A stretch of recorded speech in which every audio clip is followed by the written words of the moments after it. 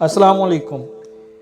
लीमू कुदरत का एक हसीन तोहफ़ा है। इसका ताल्लुक तुरशा व फलों के ख़ानदान से है। उसे अमूमन सब्जियों के फ़हरिस्त में शामिल किया जाता है। छोटा सा नज़र आने वाला ये फल बेशुमार तबी फ़वाइद से माला माल है, जिनमें से कुछ फ़वाइद पेश खिदमत हैं। लीमू का मिजाज खुश्क और सर्द होता है। इसमें विटामिन ए, बी, कैल्शियम, फौलाद, फास्फोरस और सिट्रिक एसिड का खजाना है। कागजी लीमू का रस अगर दिन में चंद बार पिया जाए तो मलेरिया का हमला नहीं होगा।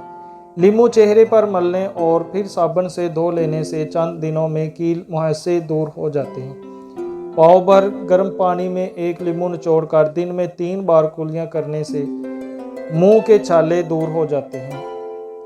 दांतों का खून बंद करने के लिए लीमू का रस मसूड़ों पर मलिए। लीमू का रस, तिल का तेल और नमक मिलाकर दांतों पर मलने से दांतों का पीलापन दूर और दांतों से खून आना बंद हो जाता है। लीमू के सूखे हुए छिलके पीसकर उसमें नमक मिलाकर दांत मांजने से चमकदार हो जाएंगे।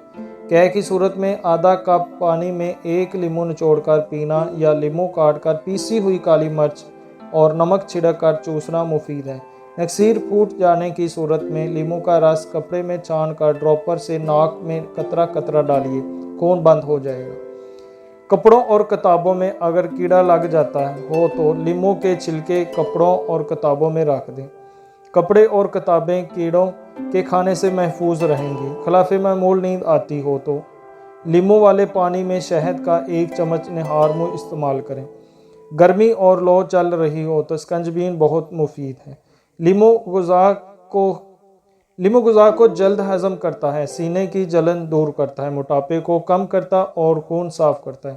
लीमू का रस ज़्यादा और आसानी से निकालने का तरीका। लीमू को अगर बुबल में गर्म करके निचोड़ें तो अर्क आसानी के साथ निकलेगा।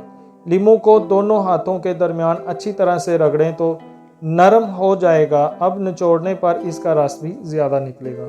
जज़ाकल्लाह।